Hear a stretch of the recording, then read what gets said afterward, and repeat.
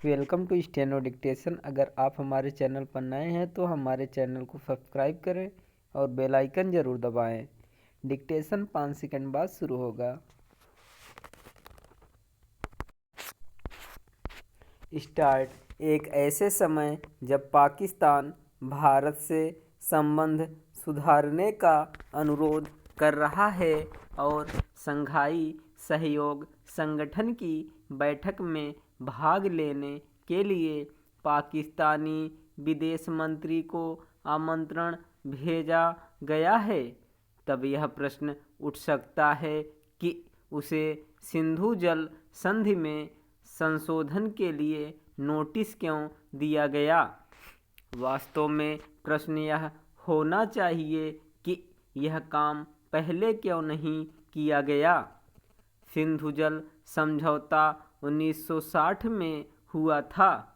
दोनों देशों के बीच तनाव, विवादों और यहाँ तक कि युद्धों के बीच भी यह संधि जारी रही, तो भारत की उदारता और अंतर्राष्ट्रीय समझौते के प्रति प्रतिबद्धता के कारण पाकिस्तान ने भारत की इस उदारता को न केवल हल्के में लिया, बल्कि वह इस संधि के प्राविधानों की अनदेखी कर अनावश्यक आपत्तियां भी उठाता रहा।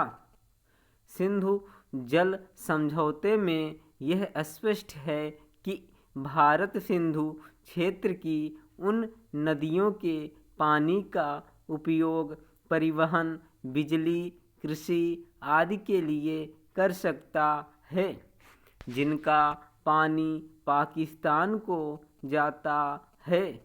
इसके बाद भी पाकिस्तान ने झेलम और चिनाब नदी पर निर्माणाधीन जल विद्युत परियोजनाओं पर आपत्ति जताने का सिलसिला कायम रखा।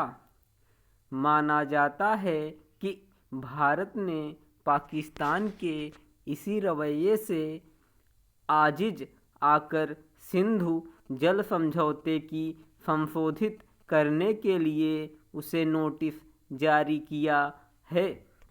इसके तहत उसे 90 दिनों के अंदर बातचीत की प्रक्रिया में शामिल होना होगा।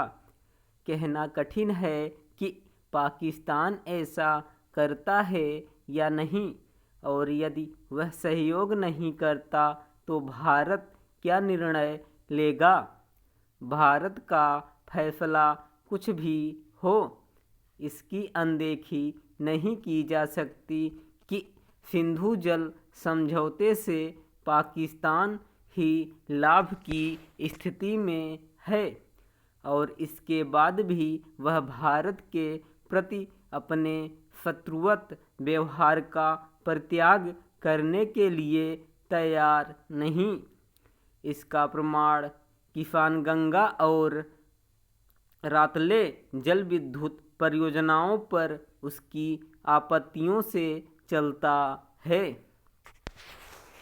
यह सही है कि सिंधु जल समझौता विश्व बैंक की देखरेख में हुआ, लेकिन इसका यह अर्थ नहीं कि भारत तब भी उससे बंधा रहे जब उसे हानि उठानी पड़ रही हो।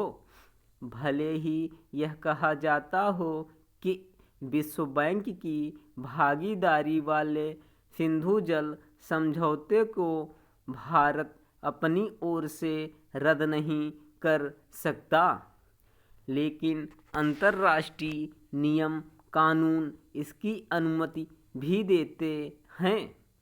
उन स्थितियों में और भी जब पाकिस्तान अपने आतंकी गुटों को भारत के खिलाफ इस्तेमाल करने में जुटा हुआ है। अंतर्राष्ट्रीय न्यायालय ने भी कहा है कि यदि मूल स्थितियों में परिवर्तन हो तो किसी भी संधि को रद्द किया जा सकता है।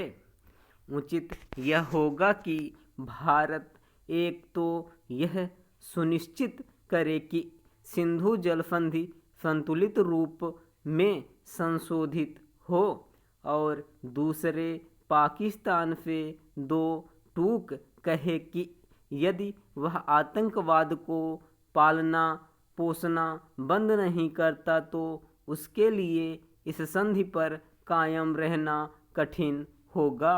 स्टॉप।